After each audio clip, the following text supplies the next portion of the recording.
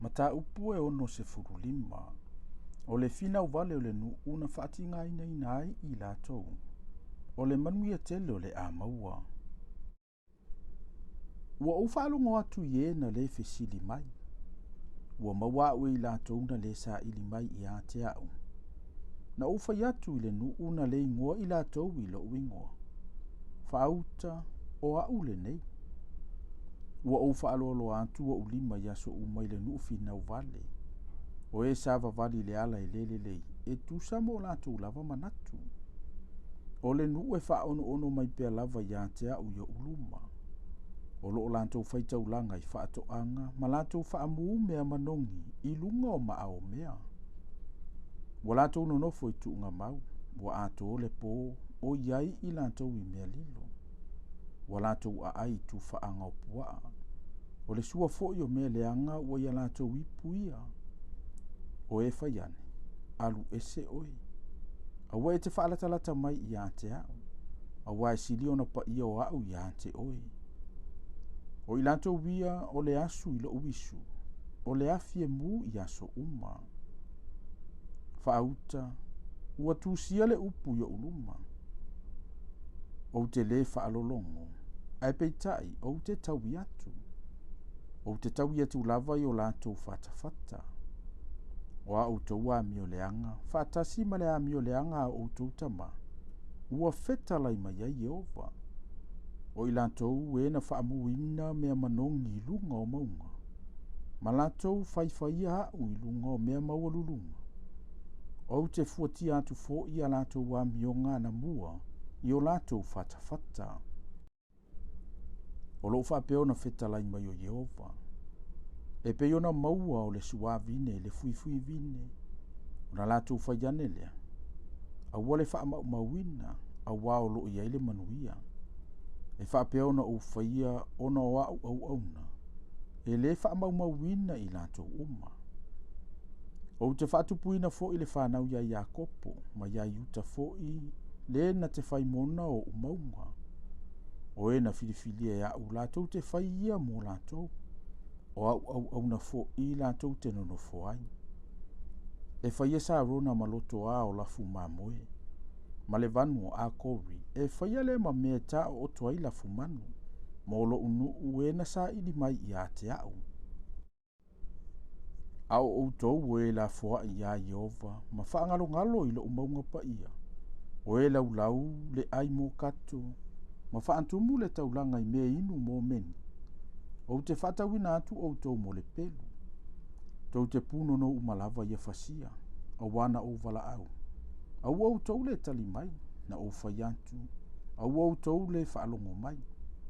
Au tou whaia fo I le mea waleanga I a te au.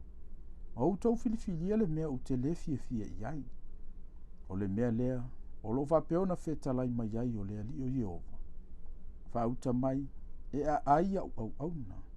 Au tou te fia a ai. Whauta. E fe inu au auna. Au tou te fia inu. Whauta. E oli au auna. Au tou te mama. Whauta. E alalanga au auna ono le loto fia. Au tou te whata yo ono le loto tinga.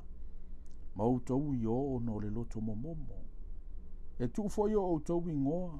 E whai ia I fetu ua e ua filifilia iau. E whasi o tia fo yo o tou e le ali o Jehova.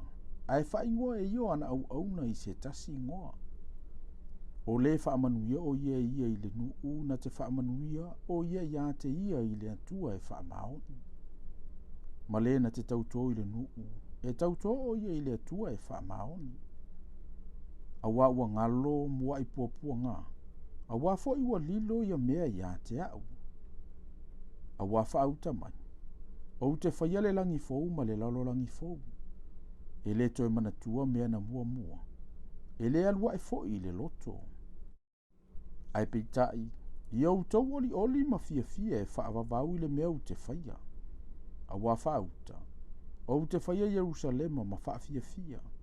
O te whaia fo I lo na nuu ma wha oli. O te fia fo I Jerusalema. Ma au oli lo nuu. E le toi langona aile leo o se tangi.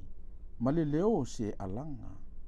E le toi ai lea mea, le tama mea. Po le toia ina ua le ato o toa o naso.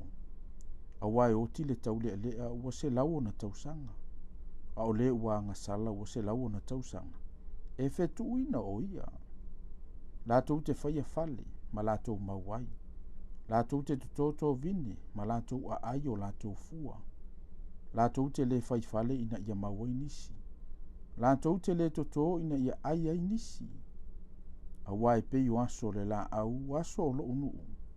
E umalava ye ua filifili e au o mea na whaie o latou lima. Latou te le ngā lulu e fua. Latou te whananau. Ai le tupu ai le antu atu vale. A wao le whanau o whamanuia i ova i latou. Antoa ma i latou i tutupu mai i hante i latou. A o le i vala au lava i latou, o te tali atu. A o tautala mai i latou, o te whaalongo atu lava. E a ai whaantasi le luko ma le tamai mamoe. E aina au o saito e le leona e peo le povi. A o le ngata e whaimana mea e ai le fuefu. Latou te le whaiese mea leanga. Latou te le whaumatia fo i se mea i lo umaunga pa ia umalava. Ua fetala i mai ai Jehova.